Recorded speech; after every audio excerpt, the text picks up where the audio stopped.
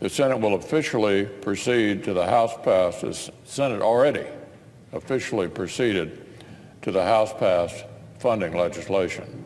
So that's pending. But we did so with an understanding that no further votes will occur until the President and Senate Democrats have reached an agreement to resolve this. Let me say that again. We pushed the pause button until the President, from whom we will need a signature, and Senate Democrats, from whom we will need votes, reach an agreement. No procedural votes, no test votes, just a meaningful vote on a bipartisan agreement whenever that is reached. And it's my hope that it's reached sooner rather than later. It is no mystery why securing our nation's borders is such a major priority for Republicans here in the Senate and Republicans over in the House and for President Trump. Any look at the plain facts leads to one simple conclusion. The crisis of security at our southern border is real. Over the past year, Customs and Border Protection's records of apprehensions and interdictions at our southern border are literally, Mr. President, staggering. 800 known gang members, a 50% increase over last year. Nearly 7,000 individuals with criminal histories, including weapons trafficking and violent offenses. More than double the levels of fentanyl, along with other illicit substances. So the report card is quite clear. America's borders are in crisis. These facts I've stated are not partisan facts. They aren't ideological. They're just facts. Just facts. They don't describe the Republican Party's version of events or the president's version of events. They describe reality. So one would think that securing our homeland, controlling our borders, and protecting the American people would be bipartisan priorities. Uncontroversial, common sense, bipartisan priorities, a core duty of any nation's government. And here's the interesting thing.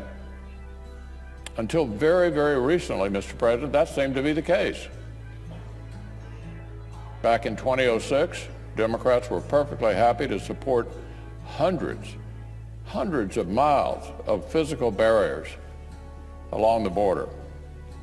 26 Democrats voted for the bill, including then Senator Obama, then Senator Clinton, and my good friend, the current Democratic leader from New York. But what about more recently? Earlier this year, Mr. President, the Democratic leader offered $25 billion for physical barriers in his negotiations with the president. 5 times as much as the White House is reasonably requesting right now. And that was just earlier this year. Republicans in the House and in the Senate believe the House's provision for $5 billion in border funding plus additional disaster funding was completely reasonable. I was glad to vote to advance that legislation yesterday. My colleagues and I are proud to stand with the American people on this subject for the safety of American families and the health and security of our communities. But this time, Democrats have rejected that reasonable request. They've refused to meet President Trump halfway and provide even one-fifth of the resources for the border they were willing to provide just a few months ago.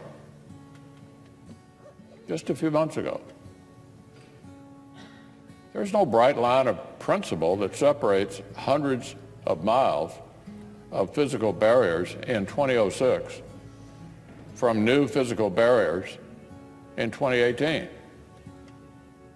There is no major philosophical shift that made $25 billion for border security worthwhile just a few months ago, but makes a far more modest investment of $5 billion immoral and unacceptable today. No, Democrats haven't rejected the president's request and invited this partial government shutdown because of some principled objection that they just discovered in the last few weeks. It's not some principled discovery they've just made in the last few weeks. They brought this about because they're under a lot of pressure. We all know this, from their far left, and feel compelled to disagree with the president on almost anything, and certainly this.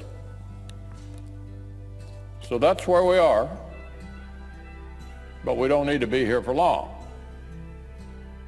In order to get us out of this mess, a negotiated solution will need to check these boxes. It's really simple, Mr. President, really simple. It will need the support of 60 senators, which will obviously include a number of Democrats. It will need to pass the House, and it will need a presidential signature. That's how we make a law in this situation. 60 votes in the Senate, majority in the House, and President Trump's signature. That's what's needed. That's what will end this regrettable episode. Reopen the lapsed portions of the federal government and produce the investment in border security that our nation really needs. So I'm glad that productive discussions are continuing at this hour between my friend, the Democratic leader in the House, and the White House. When those negotiations produce a solution that is acceptable to all of those parties, it will receive a vote here on the Senate floor. We arrived at this moment because President Trump has been on a destructive 2-week temper tantrum, demanding the American taxpayer pony up for an expensive and ineffective border wall that the president promised Mexico would pay for. Make no mistake, the Trump shutdown is not about border security. All of the proposals we've made contain over $1 billion in new border security money, the same amount allocated last year by both parties, and even the president agreed to. And the Trump administration has barely even spent any of the border security money from last year. So the Trump shutdown isn't over border security. It's because President Trump is demanding billions of dollars for an expensive, ineffective wall that the majority of Americans don't support. Let me remind you, the president called for a shutdown no less than 25 times. He's wanted one for months. In our meeting in the Oval Office, President Trump said he would be proud to shut the government down. Imagine saying he'd be proud to shut the government down. Even Rush Limbaugh, one of the biggest supporters of the president, said it was a Trump shutdown, that he caused it. He said, quote, this is Limbaugh speaking, "The president wants you to know it's money for the wall or nothing. And if it's nothing, he shuts it down." Just 2 days ago, the Senate unanimously agreed to a proposal by Leader McConnell to keep the government open through February. It wasn't exactly what Democrats wanted. We thought it should be longer. But we agreed because we wanted to keep the government open. And all indications were that the president would sign the bill. But President Trump, beholden to the far, far right, unwilling to shoulder even the slightest critique from Rush Limbaugh or Laura Ingraham, changed his mind on the bipartisan Senate bill, passed unanimously by all Republicans and all Democrats in this chamber, and he sent his House allies off to tilt at windmills. Everyone knew yesterday long before the House vote, that the president's wall lacked 60 votes in the Senate. It is proven to lack even 50 votes. It will never pass the Senate. Not today, not next week, not next year. So, Mr. President, President Trump, if you want to open the government, you must abandon the wall. Plain and simple. The Senate's not interested in swindling American taxpayers for an unnecessary, ineffective, and wasteful policy. What we do support, Democrats and Republicans, is real, effective border security, but not a wall. The wall is President Trump's bone to the hard right people. It's no way to spend $5 billion for a political bone. I've heard the president and his allies in the media say Democrats don't support border security. Nothing could be further from the truth. Democrats have always been for smart and effective ways to secure our border. We're pushing for technology like drones and sensors and inspection equipment. Every single proposal we made to the president included $1.3 billion for border security. The Trump shutdown provides $0 for border security.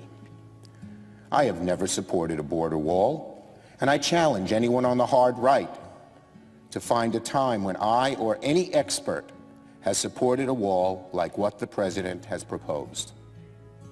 So, where do we go from here?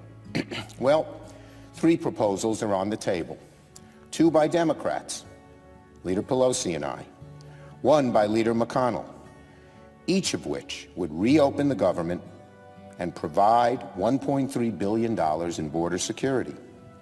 We're also open to discussing any proposals with the president, as long as they don't include funding for the wall. But in order for an agreement to be reached, all 4 congressional leaders must sign off, and the president must endorse it and say that he will sign it. Leader McConnell must agree. Speaker Ryan must agree. They cannot duck responsibility. Leader McConnell still controls this chamber. Speaker Ryan controls what reaches the floor of the House. They are essential to this process. Leader McConnell can't duck out of it. He knows that. Of course, Leader Pelosi and I must agree. And most importantly, the president must publicly support and say he'll sign an agreement before it gets a vote in either chamber. We don't want to go through what we went through a few days ago. Both Leader McConnell and I have agreed that qualification for a specific reason.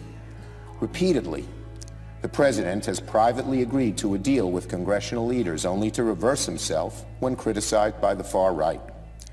We can't have another situation when the president signals support at first, but then reverses himself, which is precisely what caused this shutdown in the first place.